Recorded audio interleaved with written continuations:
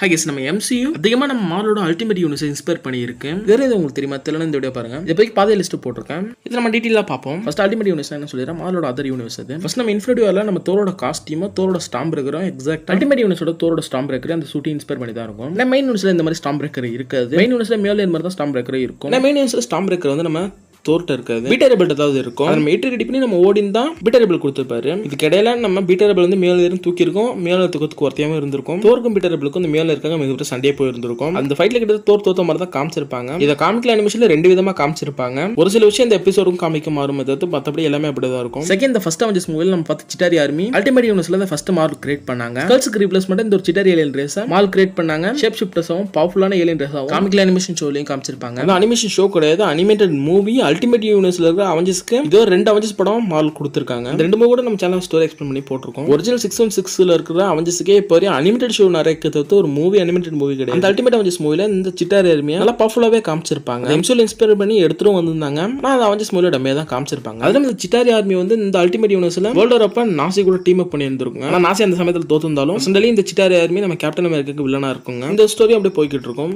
Samuel ஜாக்சனுக்கு fury சொல்லலாம். Ultimate யூனிவர்ஸ்ல Samuel Jackson inspire பண்ணி தான் எனக்கு ஃபியூரி உருவாக்கி இருப்பாங்க. இதுக்கு பின்னாடி அந்த கதன்றது ஒரு இன்ட்ரெஸ்டிங் அல்டிமேட் யூனிவர்ஸோட அந்த ஒரு கிரியேட்டர் சாமுவல் ஜாக்சனோட ஃபேனா இருந்த சமயத்துல இங்க உள்ள நிக் ஃபியூரி ஒரு பிளாக் நிக் ஃபியூரியா அவங்களே கிரியேட் பண்ணிருக்காங்க. டிஃபரெண்ட் நிக் ஃபியூரிக்கு தெரிஞ்சதுக்கு அப்புறம் ஒரு ஸ்மார்ட்டா ஒரு மூவ் பண்ணிருக்காரு. இந்த கேரக்டர் ஃபியூச்சர்ல மூவில அப்புறம் அந்த நடிப்பன அங்கேயே ஒரு டீல போட்டுருக்காரு. சாமுவல் ஜாக்சனோட அந்த பர்மிஷன் இல்லாம அவரோட லுக் எடுத்ததுக்காக மார்வல் மேல கேஸ் போட்டுருக்காங்க. ஆனா அதை ஒரு பண்ணாம இந்த ஒரு ஸ்மார்ட் மூவ் எடுத்திருக்காரு. சீசன் 6ல இருக்க ஒரு நிக் ஃபியூரி ஒயிட் கேரக்டரா இருப்பாரு. ஆனா இவரே இங்க போட்டாங்க. மெயின் யூனிவர்ஸ்ல இருக்க ஒயிட் நிக் ஃபியூரிக்கு பவர்ஸ் இருக்கும். அவர் ஒரு விதமான சீரமா எடுத்துப்பாரு. செகண்ட் வேர்ல்ட் வார்ல ஃபைட்டும் பண்ணிருப்பாரு. பிரசன்ட்லயுமே அவர் எங்க இருப்பாரு. சாமுவல் ஜாக்சன் அல்டிமேட் யூனிவர்ஸ் வந்து இன்ஸ்பயர் பண்ணதுனால இந்த மாதிரி ஒரு கதைகளும் கொடுக்கப்படல. சாமுவல் ஜாக்சன் வேற ரகம் தான். 4th MCU ஹல்க்கு காமிக்கப்பட்டிருக்க ஆரிஜின் அல்டிமேட் யூனிவர்ஸோட ஒரு மாடர்னைஸான ஒரு ஆரிஜின் தான் இப்போ இங்க MCUலயும் காமிச்சிருப்பாங்க. அப்படி நம்ம பேசுற அளவுக்கு MCUல ஹல்க் ஒன்றும் நல்லா காமிச்சல. வெயிட் பண்ண நல்லா காமிக்கிற வரையும் 5th MCUல அயன்மேன் ஸ்பைடர்மேனுக்கு மென்டரா இருந்தது. எக்ஸாக்ட்டா அல்டிமேட் யூனிவர்ஸோட இன்ஸ்பிரேஷன் தான். ஸ்பைடர்மேனை அப்படியே மென்டரை கீழே மெயின்டைன் பண்றதும் MCUவோட வேற விதமான ஒரு ட்ரிக். ஹல்க் ஸ்பைடர்மேனா மார்வல்ல பேரு டம்மியா காமிக்கிறதுக்கு ஒரு விதமான ரீசனும் இருக்கு. ஏன்னா சோனி கிட்ட தான் இப்போ ஸ்பைடர்மேனோட ஃபுல் ரைட்ஸ் இருக்க சமயத்துல மார்வல்ல ரொம்ப மாசா காமிச்சா இவங்க சோனி படம் எடுத்து ஈஸியா கல்லா கட்டிட்டு போயிடுவாங்க. இப்போ சோனி அப்படிதான் ஸ்பைடர்மேன் யூஸ் பண்றாங்க, கல்லா கட்ட ஒரு விஷயம். மார்வலோட கேரக்டர் ஸ்பைடர்மேனா இருந்தாலும் இப்போதைக்கு ரைட்ஸ் வெளில இருக்கனால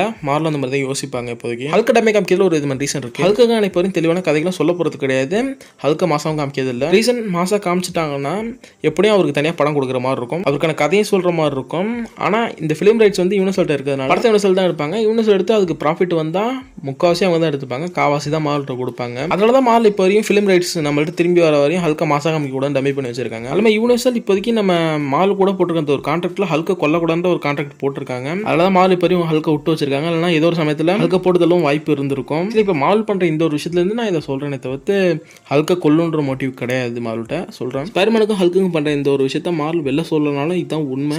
MCUல ஹாக்கோட ஃபேமிலியை காமிச்சது ஏஜ் ஆஃப் அல்ட்ரான் மூவில நம்ம அதை பார்த்திருப்போம். அது அல்டிமேட் யூனிவர்ஸோட இன்ஸ்பிரேஷன் தான். ஏன்னா அல்டிமேட் யூனிவர்ஸ்ல தான் ஹாக்கோட ஃபேமிலியை காமிச்சிருப்பாங்க. அப்படி MCUக்குள்ள அல்டிமேட் யூனிவர்ஸ் நிறைய இன்ஸ்பயர் பண்ணி எடுத்திருக்காங்க. இன்னும் ஒரு சில விஷயங்களும் இருக்கு. அதை நான் அடுத்த வீடியோல ஷார்ட்ஸ்ல போடுறேன். தொடர்ந்து வீடியோ முடிச்சுக்கிறேன். அடுத்த ஒரு நல்ல வீடியோ சந்திக்கிறேன். Bye guys.